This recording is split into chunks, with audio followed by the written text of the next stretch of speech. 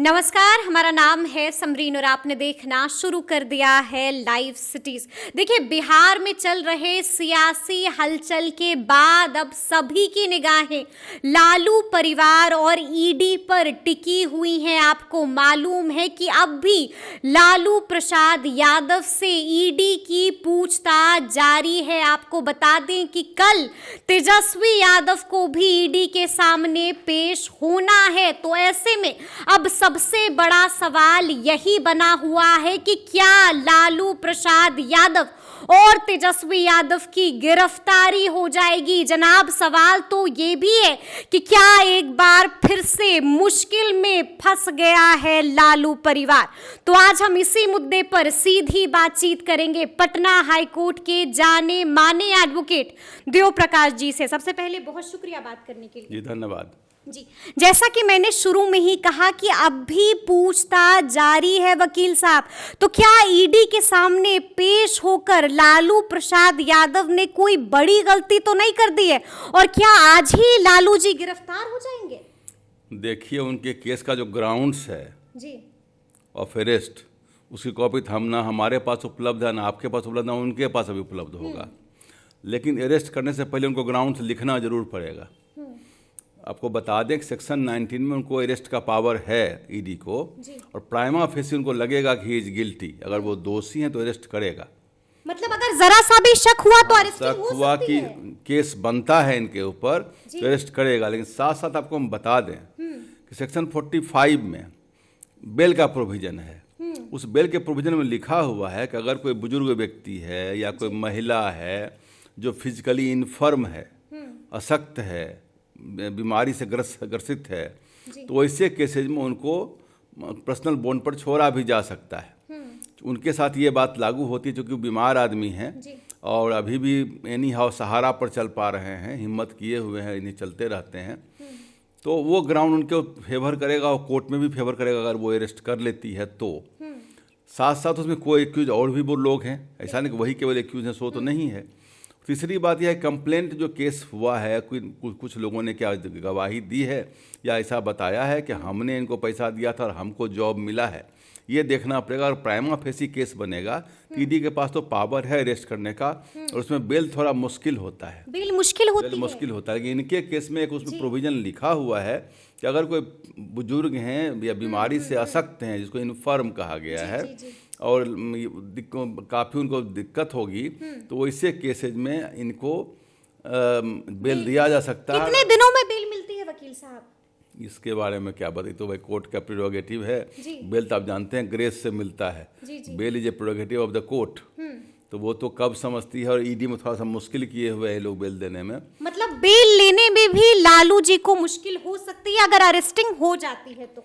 मैंने आपको कहा था कि ईडी का पावर कुछ इस ढंग का है कि it has become automatically the inspectors of all the chief ministers of the opposite parties, the person. थोड़ा विपक्ष के दोनों मुख्यमंत्रियों के लिए बराबर कहीं न कहीं इंस्पेक्टर ये बन गया है, वो बन गई है ईडी।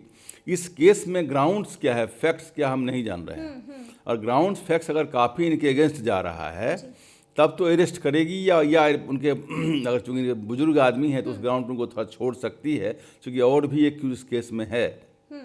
साथ ही इसमें चूंकि सम्मन पर ही गए हुए हैं, सम्मन पर कोऑपरेट कर रहे हैं, यह भी नहीं कह सकते कि you are not cooperating the investigation, उस ग्राउंड पर अरेस्ट कर। लेकिन ग्राउंड अरेस्ट करने से पहले ग्राउंड्स लिखना पड़ेगा, और लिख करके कल उनको मजिस्ट्रेट के यहाँ जमा भी करना पड़ेगा। लेकिन अगर शक हुआ तो गिरफ्तारी भी हो सकती है। और हाईकोर्ट ने कई एक बार यह भी कह दिया है, सुप्रीम कोर्ट के आदेश के बावजूद भी कई एक हाईकोर्ट ने कहा है, सुप्रीम कोर्ट में एक केस में कहा है, पीके बंसल वाले केस में, कि आप ग्राउंड्स 24 घंटा के अंदर दे दीजिए, 24 घंटा के मैंने पहले दे दीजिए, क्यों आप अरेस्ट करना चाह रहे हैं। लेकिन साथ साथ बेला त्रिवेदी वाले जजमेंट में यह भी कह दिया गया है कि 24 घंटा के अंदर दे दीजिए। तो दोनों थोड़ा सा एक दूसरे को इंटरसेक्ट भी माइनर कर रहा है। यह कहा ग्राउंड्स देना चाहिए कि बेल कैसे सीख करेगा, रिटन ग्राउंड तो देना पड़ेगा आपको। यही मैटर है, अरेस्ट करना नहीं करना तो उनका वो राइट, उनको पावर दिया गया है। अगर उनको प्राइमा फेसी लगेगा, प्रथम दृष्टया के केस बनता है तो अरेस्ट कर सकता है। कर सकती है। अच्छा, अच्छा, ये भी कहा जा रहा है वकील साहब कि 50 सवालों की एक पूरी लिस्ट है ईडी के पास और अब तक सिर्फ 40 सवालों का ही जवाब दिया है लालू प्रसाद यादव ने। यानी कि हम ये समझें कि पूरी रात भी लग सकती है और इस कड़ाके की ठंड में बेटी मीसा भारती को इसी तरह से, लालू प्रसाद के समर्थकों को इसी तरह से ठंड में बाहर बैठना पड़ेगा।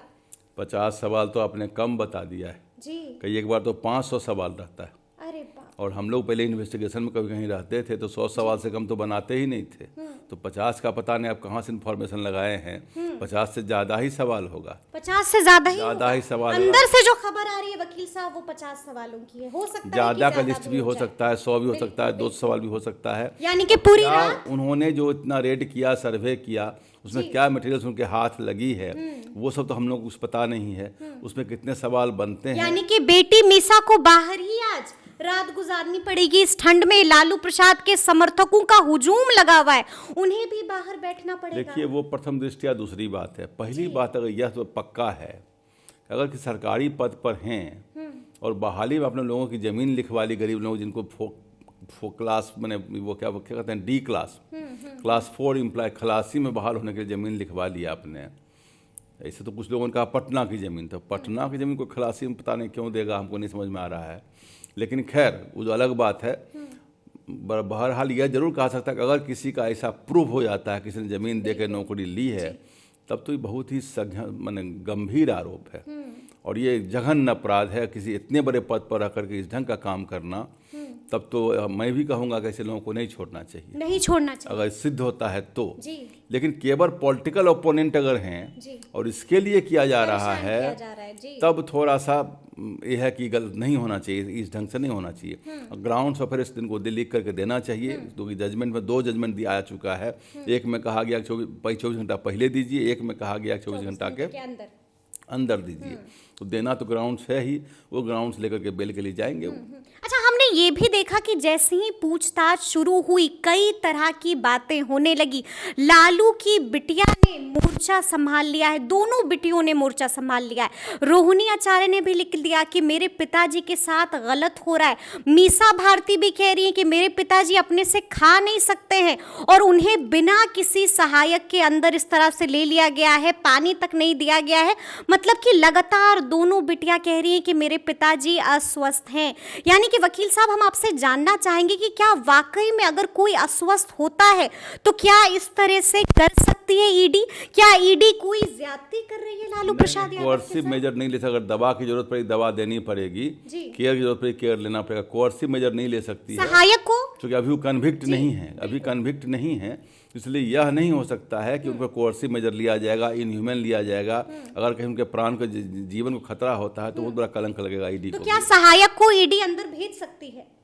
शायद वहाँ भी तो लोग होंगे। क्या बेटी अंदर जा सकती है? बेटी नहीं होगा, दवा ले लेगा उनसे, उनको हेल्प, वहाँ प्यून तो होगा ना भाई, वहाँ प्यून होगा और स्टाफ होगा, बहुत सारे लोग हैं, उनसे सहारा दिया जाएगा उनको उनसे। ऐसा तो जब हॉस्पिटल में आप एडमिट होते हैं आईसीयू में, आईसीयू में परिवार के कौन आदमी रहता है, लेकिन आपको सारा सपोर्ट मिलता है ना, तो व्यवस्था किया जाएगा उनको। मतलब ईडी अंदर व्यवस्था कर रही है, एकदम करना ही होगा उनको, इसलिए कि हाँ जो भी कभी कन्विक्ट नहीं है उस केस में वो। बिल्कुल। अच्छा, ये भी कहा जा रहा है वकील साहब कि कल तेजस्वी यादव को भी ईडी के सामने पेश होना है। आपको क्या लगता है अगर कल तेजस्वी यादव पेश होंगे या नहीं होंगे? पहले तो हम यही जानना चाहेंगे आपसे। वो तो डर तो नहीं जाएंगे? पेश भी हो सकते हैं, अपने एडवोकेट को भेज करके टाइम भी ले सब बाय कर सकते हैं। टाइम बाय करेंगे तो ऐसा नहीं कि टाइम नहीं देगी ईडी टाइम देगी। अगर किसी कारण बस वो टाइम लेते हैं तो टाइम दे सकते हैं। और अगर पेश हो गए और गिरफ्तार हो गए तो ये भी तो बड़ा मुमकिन है। गिरफ्तार होना ये कोई बहुत बड़ा कोई पनिशमेंट नहीं है। गिरफ्तार होंगे, बेल सीख करेंगे, थोड़ा दिन रहेंगे, फिर बेल मिलेगा, इसमें कौन सी बड़ी चीज है। गिरफ्तार तो आपने कहा कि बेल लेना भी बड़ा मुश्किल है। थोड़ा ईडी वाले कैसे मुश्किल होता है, लेकिन प्राइमा फेसी अगर कहीं भी किसी पुलिस को लगती है, जनरल पुलिस को भी, सीआरपीसी में भी, कि आदमी क्राइम किया है या करेगा, दोनों बात हम बोल रहे हैं, किया है या करेगा, दोनों हालत में डाउट पर भी अरेस्ट करती है पुलिस। वो तो उसको पावर है वो करने को, किसी को भी कर सकती है। तभी लोग पुलिस से डरता है, ईडी से डरता है। लेकिन यह भी है कि ईडी और सीबीआई थोड़ा उससे ज़्यादा सिविलाइज्ड है और लॉफुल ज़्यादा चलती है। ये पहले ग्राउंड्स को देखे ही कर, चूँकि ग्राउंड्स नहीं लेगी स्ट्रॉन्ग तो कोर्ट में बहुत छिछाले दरे हो जाएगा इस केस में, ये भी दिक्कत है। अब हमको नहीं पता कि लेने पर जो इसमें ग्राउंड्स क्या है, क्या क्या डॉक्यूमेंट्स उनके हाथ लगे हैं, वो सब कुछ सामने आए तो हम लोग को बोलने में ज़्यादा सहूलियत होगी। मतलब कि आप कह रहे हैं कि अगर कोई भी ऐसा पुख्ता सबूत होगा, कोई भी ऐसे गवाह होंगे तो बुरी तरह से फंस सकते हैं लालू यादव भी और बेटे तेजस्वी यादव भी। अब फंस कर कि उनका क्या होगा, अगर जाएंगे तो हॉस्पिटल भेजना पड़ेगा, वहाँ तो रह नहीं सकते हैं जेल के अंदर, उनको भेजना। लेकिन तेजस्वी यादव को तो फिर जेल में ही उम्र गुजारनी होगी। तेजस्वी यादव पर उनसे आरोप थोड़ा कम बनेगा, क्योंकि वो केवल पोजीशन में है, वो केवल पोजीशन में है। वो प्रॉपर्टी अगर कहीं लीगल मीन से आया है उनके पास में, उसको अगर वो सब्सटेंशिएट करेंगे वो अपने ये रिकॉर्ड से, तो उसमें वो बच भी सकते हैं। क्योंकि तेजस्वी यादव उसमें नाबालिग थे और उस समय वो रेल मंत्री भी नहीं थे, तो वो एक्टस रियस में नहीं आएंगे। उन्होंने किया नहीं है उसमें नहीं है, he is the perpetrator of the crime, जिसको ऑफेंडर कहा था, मैंने अपराध किया, उन्होंने अपराध किया है, वो अपराधी नहीं है। अपराध से जो पैसा आया, जो संपत्ति आई, उसके वो मालिक हैं, उनके पोजीशन में प्रॉपर्टी है, उस ग्राउंड पर उनको पकड़ा जा सकता है, उस ग्राउंड पर पकड़ा जा सकता है। लेकिन आप कह रहे हैं कि ईडी का शिकंजा जो है वो ज्यादा कसता जा रहा है लालू यादव पर। देखिए, मनी लॉन्ड्रिंग एक्ट में दो बात सुप्रीम कोर्ट ने बड़ा स्पष्ट कर दिया कि दो बातें इसमें होती हैं। एक तो ये कि पहले आपने कोई क्राइम किया, घूस लेना एक क्राइम है, रिश्वत लेना एक क्राइम है, सरकारी पद पर लाके रिश्वत लेकर के आपने गलत काम किया। किसी का तो बहाली ऐसे भी होता ही, लेकिन आपने उसको पैसा कमाने का रास्ता बना दिया। अगर ये सच है, ये देखिए आरोप लेवल पर है, अभी कुछ ये एडवोकेट हमको बोलना सही नहीं होगा इन बातों पर कुछ भी, क्योंकि अभी आरोप लेवल पर मैटर है। तो अगर आपने ऐसा किया है और आरोप लेकर आपने उसको ये कर दिया, तो कहता है कि पहले तो आपने अपराध किया है, उस बात को देखना है। दूसरी बात को देखना है कि अपराध से जो संपत्ति आई उसको आप जायज मीन्स से आया हुआ दिखा रहे हैं, तो वो उसको कहते हैं मनी लॉन्ड्रिंग। यही मनी लॉन्ड्रिंग का जो शुरू का जो एक्ट का जो नाम है उससे इतना ही क्लियर होता है। सुप्रीम कोर्ट ने यही कहा, ये दोनों चीज प्रूव होगा कि अपराध हुआ है पहला, और दूसरा अपराध से वो संपत्ति आई है, वो दोनों प्रूव करना पड़ेगा।